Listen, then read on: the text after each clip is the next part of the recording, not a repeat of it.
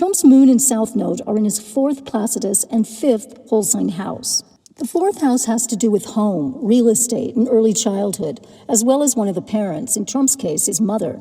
His very close moon-south node parallel and conjunction manifest as a disconnect between his emotions and his mother, and his detached emotional nature, which is compounded by his moon's opposition and contraparallel to Uranus, a planet known for emotional detachment and independence. We know from Trump's biographical details that his emotional issues hark back to an early childhood wound to do with a lack of nurturing at a critical time in his psychological development. His dad wasn't around much as he was off building his real estate empire, and his mother was very sick after the difficult birth of her last child, Robert, when Trump was just over 2 years old.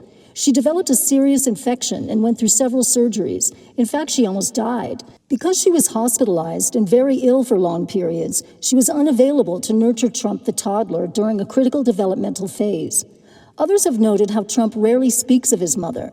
In this Politico article from 2018 called Donald Trump's Mommy Issues, the author of the book, The Attachment Effect, Peter Lovenheim, writes, friends of the Trump family who knew the Trump kids when they were young have reported they rarely saw Mrs. Trump, and that Donald, while in awe of his father, was very detached from his mother.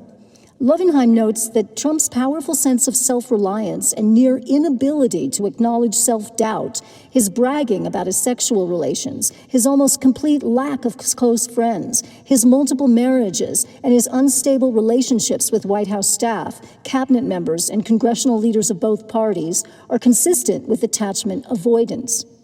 As a couple of past presidents of the American Psychoanalytic Association, quoted in another Politico article on Trump and his mother, say, a devoted mother gives to her child the capacity to trust, a sense of security versus insecurity, knowing what's real and what's not real.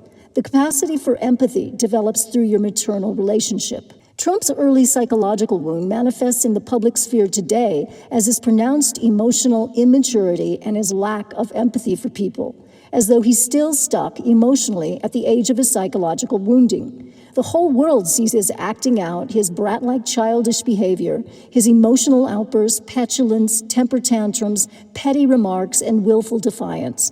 He's clearly not a normal, well-adjusted adult.